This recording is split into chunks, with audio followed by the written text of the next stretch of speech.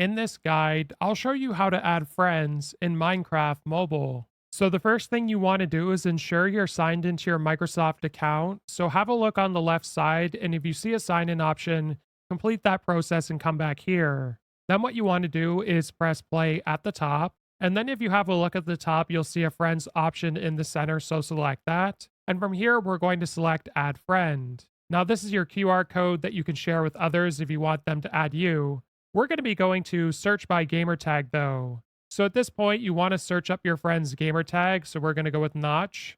And then I'm going to press return in the bottom right corner. And now here's where you'll see all of the different search results. So to add a friend, all you have to do is simply press add beside their name and they'll have been added. And then all they need to do on their end is add you as a friend. And once they've added you as a friend, they should appear here. And that's where you'll have a number of different options, such as playing with them and being able to invite them to your world. If this guide was helpful, like and subscribe, and we'll see you in the next one.